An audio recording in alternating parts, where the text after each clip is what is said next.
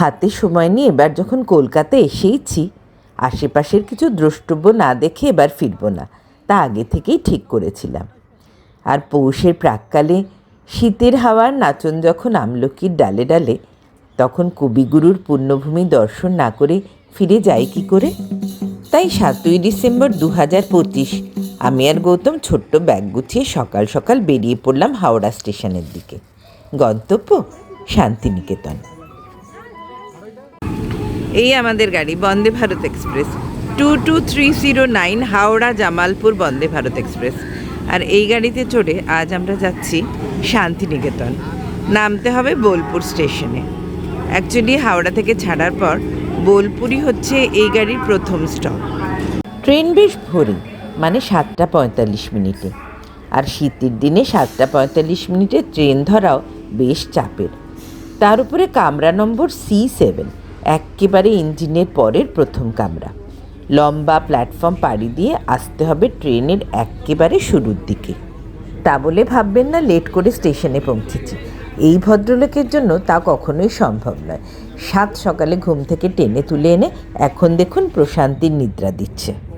আমাদের প্রোগ্রাম হঠাৎই ঠিক হয়েছে।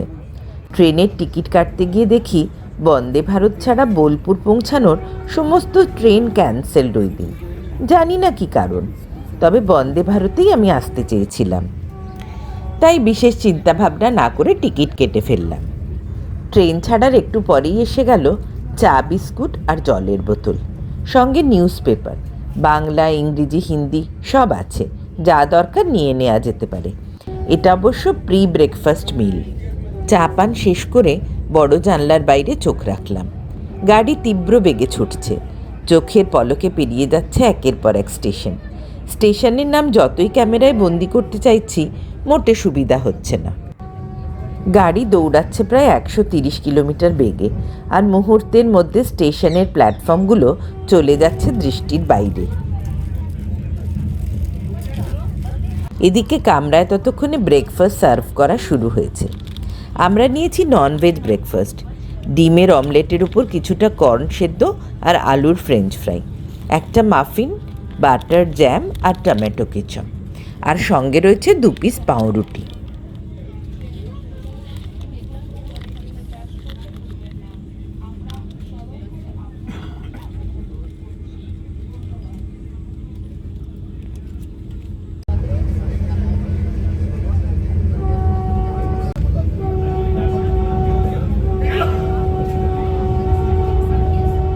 শীতের বাংলার রূপ এখন আলাদা। দিগন্ত বিস্তৃত মাঠ এখন ধূসর, ফসল কেটে ফেলা হয়েছে। ব্রেকফাস্ট খেতে খেতেই গাড়ি শক্তিগড়ে ঢুকলো। এখানে ট্রেনে স্টপেজ নেই। শক্তিগড় দেখেই ল্যাংচার কথা মনে হলো। এমন শীতের সকালে গাওয়া ঘিয়ে ভাজা দুটো ল্যাংচা পেলে মন্দ হতো না। প্রত্যেক কামরাতেই এরকম ডিসপ্লে বোর্ড দেওয়া রয়েছে। এই ডিসপ্লে বোর্ডটির যখন ভিডিও তুলছি, বোলপুর তখন আর মাত্র 46 কিলোমিটার দূরে। যে গতিতে গাড়ি ছুটছে, মিনিট 20 মধ্যেই পৌঁছে যাবে গন্তব্যে। কিন্তু মনের ইচ্ছা মনেই রয়ে গেল। তালিত নামের এক স্টেশনে পাক্কা 1.5 ঘন্টা দাঁড়িয়ে থাকার পর প্রায় 10:30 নাগাদ বন্দে ভারত আমাদের নামিয়ে দিল বোলপুর শান্তিনিকেতন স্টেশনে। প্ল্যাটফর্মে নেমে যখন স্টেশনের মেন গেটের দিকে এগোচ্ছি, তখন ঘটল এক অভূতপূর্ব ঘটনা। আর সেই ঘটনার জেরে আমরা স্টেশন চত্বর থেকে কোনো ক্রমে বেরিয়ে হাজির হলাম স্টেশনের ঠিক বিপরীত দিকে গীতাঞ্জলি রেল সংগ্রহালয়ে। এই সংগ্রহালয় 1863-তে মহর্ষি দেবেন্দ্রনাথের ভুবনডাঙ্গার জমি কেনা থেকে শুরু করে রবীন্দ্রনাথের শান্তিনিকেতনে স্কুলের প্রতিষ্ঠা, তার শিক্ষা ব্যবস্থার উত্তরণ, বিশ্বভারতী প্রতিষ্ঠা, বহু বিখ্যাত ব্যক্তিত্ব ও গুণীজনের শান্তিনিকেতন পরিদর্শনের ছবি, ঠাকুর পরিবারের বহু রেয়ার ফটোগ্রাফ আর রবীন্দ্রনাথের রেল ভ্রমণের বহু নিদর্শন রয়েছে। তবে এই রেল মিউজিয়ামের সবথেকে বড় আকর্ষণ হলো সেই রেলের কোচটি, যাতে করে রবীন্দ্রনাথ শেষবারের মতো বোলপুর থেকে কলকাতা আসেন 1941 সালে। এবার আপনাদের সেই ঘটনাটা বলি। প্ল্যাটফর্ম থেকে যখন স্টেশনের মেন গেটের দিকে এগোচ্ছি, তখনই প্রবল চিৎকার চেঁচামেচির শব্দ কানে আসে। ক্রমশ তা তীব্র হয়ে ওঠে। গেটের কাছে পৌঁছে দেখি প্রায় 15-20 জন সন্ডামার্কা লোক নিজেদের মধ্যে রেষারেষি করে যাত্রীদের কাছে আসার চেষ্টা করছে। চিৎকারটা তাদেরই। পরে বুঝলাম ট্রেনে আসা যাত্রীদের থেকে ভাড়া ধরার জন্য তাদের মধ্যে এই প্রতিযোগিতা। মালপত্র ধরে প্রায় টানাটানি, খামছাকামচি। এই হলো পূর্বপল্লীর সেই মাঠ যেখানে আর কদিন পরেই শুরু হবে পৌষ মেলা। প্রতি বছর 7ই পৌষ থেকে 6 দিনব্যাপী এই মেলা শুরু হয়। টোটো চালকের সঙ্গে কথা হচ্ছে। বিশ্বভারতী যদিও আমাদের ঘুরে দেখার কথা কাল, তবু সে আজও বিশ্বভারতীর বহু দ্রষ্টব্য স্থান পথ চলার ফাঁকে ফাঁকে দেখাবে। তাই টোটো চলেছে ভাষা ভবন, বিদ্যাভবনের সামনে দিয়ে। এই গাছটির বয়স 150 বছর। কুমোরপাড়ার গরুর গাড়ি কবিতাটি কবিগুরু এই গাছের ছায়ায় বসেই লিখেছিলেন।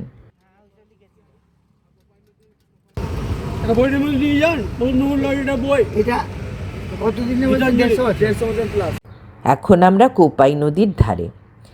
যে নদীকে দেখে রবীন্দ্রনাথ উদ্বুদ্ধ হয়েছিলেন আমাদের ছোট নদী চলে আঁকে বাঁকে কবিতাটি লিখতে, যে নদীর প্রেক্ষাপটে তারাশঙ্কর বন্দ্যোপাধ্যায় রচনা করেছিলেন তার বিখ্যাত উপন্যাস হাঁসুলি বাঁকের উপকথা, সেই কোপায়ের ধারে দাঁড়িয়ে আছি এখন।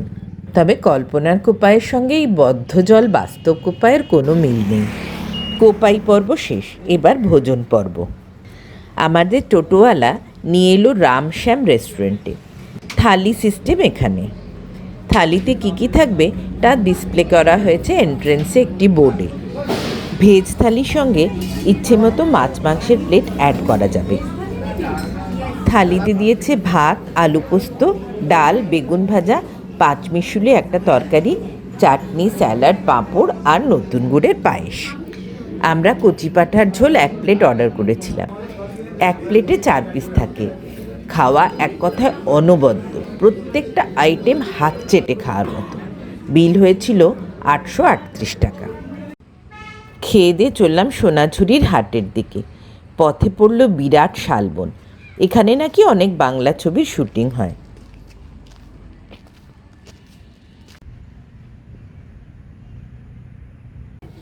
সোনাঝুরির হাটে কি না পাওয়া যায় আপনারাই দেখুন।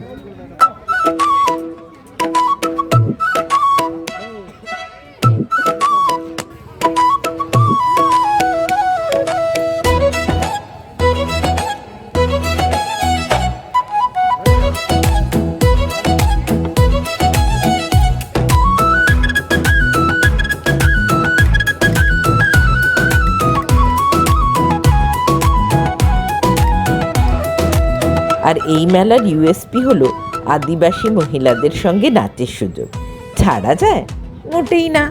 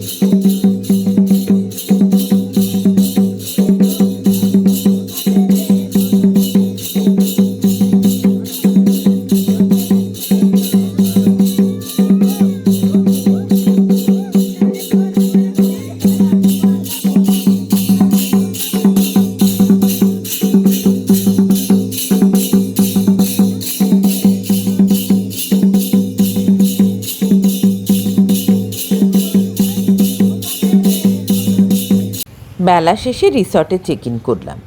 The creek boutique resort. একটু ঘুরিয়ে দেখাই। Przez doliny cieniem malowane, mgła płynęła brzaskiem po ramionach brzus. Puków grzbiety wiatru ręką naznaczone pytały, gdzie idę, kto wyznaczył kurs.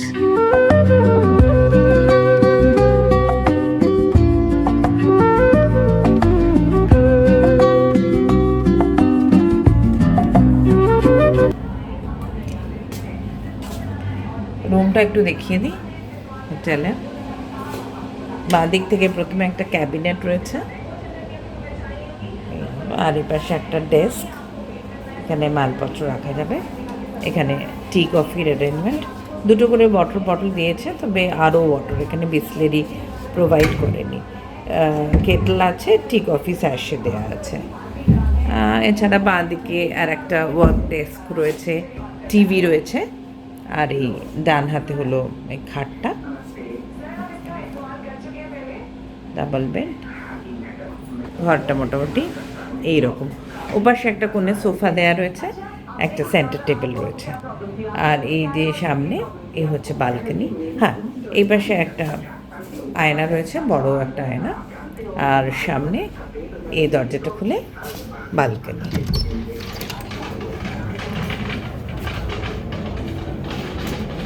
আমাদের গার্ডেন ভিউ রুম, এগুলো ডিলাক্স রুম। এই যে ক্যাটাগরি রুমটা দেখালাম, এটা হচ্ছে deluxe room with garden view. আর এই হচ্ছে চারিধারে দেখুন এইভাবে ঘরগুলো, আর এই মাঝখানে এই গার্ডেন পোর্শন, আর ডান দিকে আর একটু বেঁকে গেলে সুইমিং পুলটা।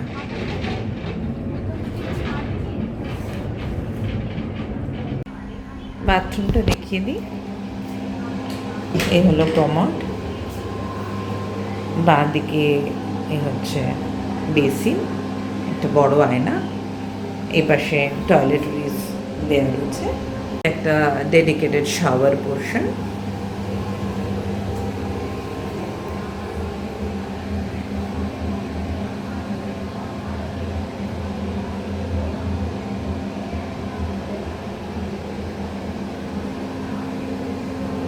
ভোর ভোর উঠে বারান্দায় এলাম, কি প্রশান্তি। আজ ভোর ভোর ওঠার একটা কারণও আছে। জামা কাপড় পরে বেরোবার জন্য তৈরি হয়ে নিলাম। কাল সুইমিং পুলের দিকটা আসা হয়নি, তাই এখন এলাম। সুইমিং পুল ফেসিং রুমগুলো এই রিসর্টের প্রিমিয়াম আর সুইট রুম। আমাদের রুমটা হলো ডাবল রুম, ভাড়া পড়েছে পার ডে 4,400 টাকা, ইনক্লুডিং ব্রেকফাস্ট।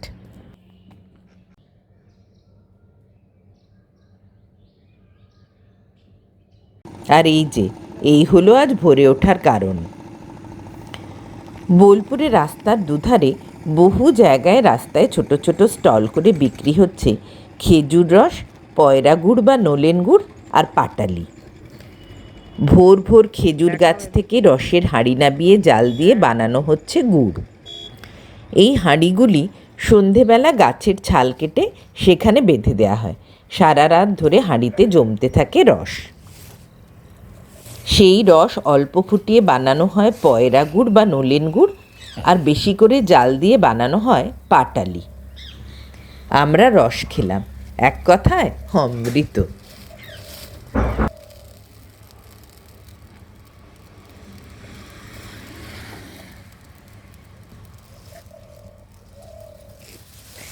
এ কতক্ষণ লেগে যাবে এটা হতে? 1-1.5 ঘন্টায় মানে ওই রসটা পুরো ঘন মতো হয়ে যাবে না, যেটা বিক্রি করো আর কি।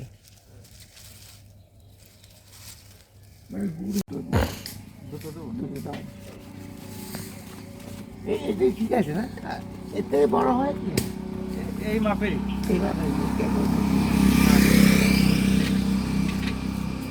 ঠিক আছে।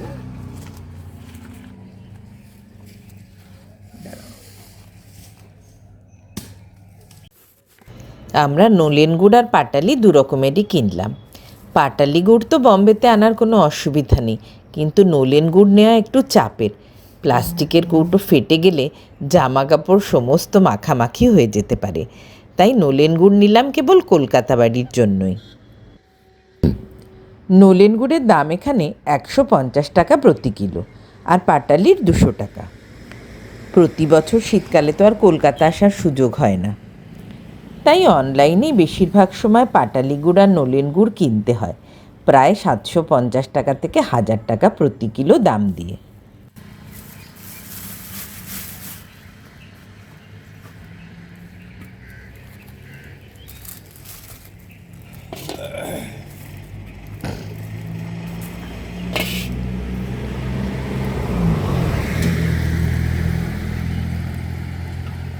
700 গ্রাম মতো। হ্যাঁ 700 গ্রাম 700 মতো। গ্রাম।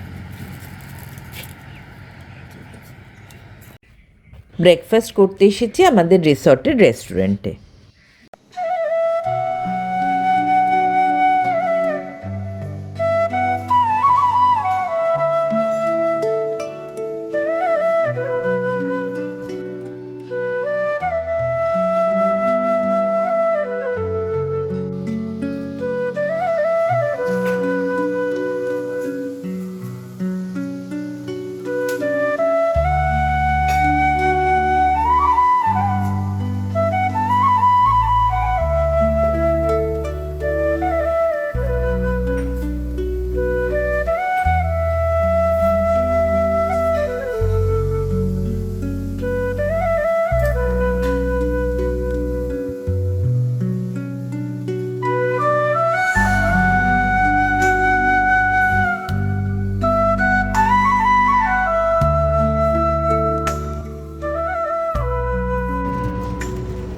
বেরিয়ে পড়লাম।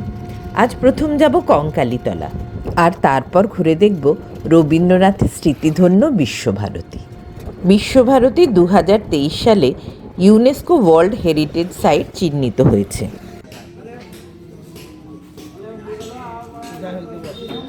কঙ্কালীতলা মন্দির হল 51টি শক্তিপীঠের অন্যতম। কথিত আছে এখানে সতীর কোমরের অংশ বা কঙ্কল পড়েছিল, আর তারপরে মন্দিরের পাশে এক কুণ্ডতে, আর তাই সেখানে পা ডোবানো মানা।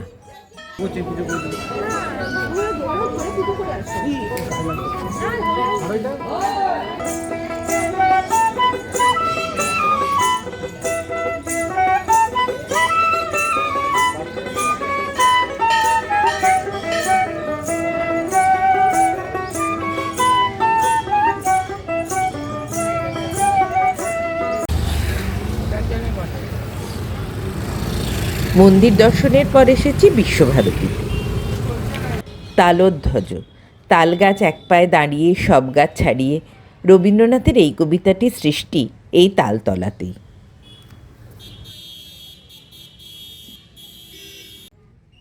বেলজিয়াম গ্লাস দিয়ে বানানো এই অপূর্ব ডেকোরেশনের উপাসনা গৃহটি সম্ভবত বুধবার টুরিস্টদের জন্য খোলা থাকে।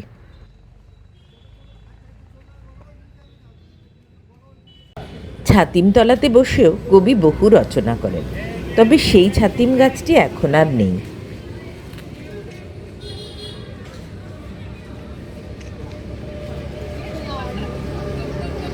বিশ্বভারতীর উত্তরায়ণ প্রাঙ্গণই একমাত্র পরিসর যেখানে টুরিস্টদের ঢোকার অনুমতি আছে। এই প্রাঙ্গণে রবীন্দ্র ভবন একটি সংগ্রহালয়। এখানে শান্তিনিকেতনের প্রারম্ভ থেকে তার উত্তরণ, বিশ্বভারতীর প্রতিষ্ঠা, বাংলা ও ইংরাজিতে লেখা কবির বহু পাণ্ডুলিপি, বহু পেন্টিং ও ফটোগ্রাফ সংরক্ষিত আছে।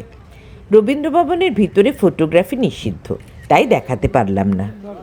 উত্তরায়ণ প্রাঙ্গণের সবথেকে বড় ও গুরুত্বপূর্ণ বাড়িটি হলো উদয়ন। এই বাড়িটি কবিপুত্র রথীন্দ্রনাথ 1927 থেকে 1938-এর মধ্যে তৈরি করেন। কবিও তার জীবনের বেশ কিছু সময় এই বাড়িটিতে ব্যতীত করেছিলেন। মাঝের বিশাল মাঠে বিখ্যাত স্থপতি রামকিঙ্কর বেজের অনেকগুলো শিল্পকীর্তি প্রদর্শিত আছে। এই প্রাঙ্গণের আরেকটি উল্লেখযোগ্য বাড়ি শ্যামলী। মাটির তৈরি এই বাড়িটির শিল্পশৈলী চোখ টানার মতো। 1863 সালে মহর্ষি দেবেন্দ্রনাথ ঠাকুর বীরভূমের ভুবনডাঙ্গায় 20 বিঘা জমিতে শান্তিনিকেতন নামে যে আশ্রমের প্রতিষ্ঠা করেন, তাই কবিগুরু রবীন্দ্রনাথের দূরদৃষ্টি, পরম যত্ন ও শিক্ষা প্রসারে তার অভিনব প্রয়াসে 1921-এ পরিণত হয় বিশ্বভারতী বিশ্ববিদ্যালয়ে।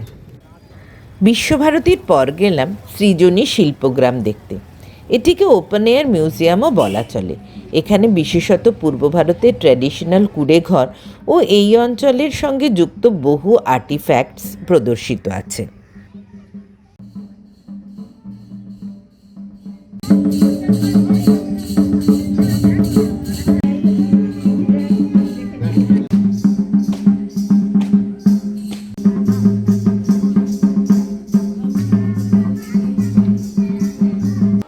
একবেলা ঘুরে দেখতে যদিও খারাপ লাগে না, তবে সুন্দর সাজানো গোছানো জায়গায় সোনাঝুরি হাটেরই যেন এক ছোট সংস্করণ দেখলাম, নতুনত্ব কম। তবে পূর্ব ভারতের এই যে ট্র্যাডিশনাল বাড়িগুলি দেখানো হয়েছে তা দেখে খুব ভালো লাগলো। বাচ্চা ছেলেমেয়েরা খেলার ছলেই শিখতে পারবে এই অঞ্চলগুলিতে মানুষ কী ধরনের বাড়িতে বসবাস করে।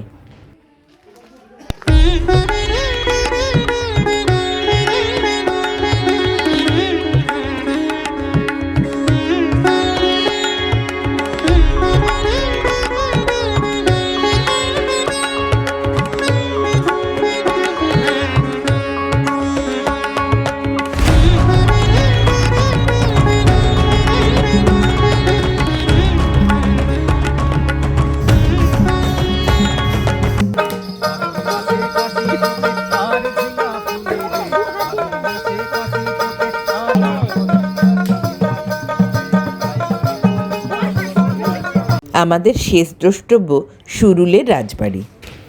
শ্রীনিবাস সরকার নামের এক বিখ্যাত ব্যবসায়ী 1750 খ্রিস্টাব্দে এই বাড়িটির প্রতিষ্ঠার কাজ শুরু করেন, যা তার সুন্দর স্থাপত্যের জন্য আজও পর্যটকদের দৃষ্টি আকর্ষণ করছে। প্রায় 300 বছরের পুরানো এই জমিদার বাড়িতে আজও নিয়মিত দুর্গাপূজা হয়।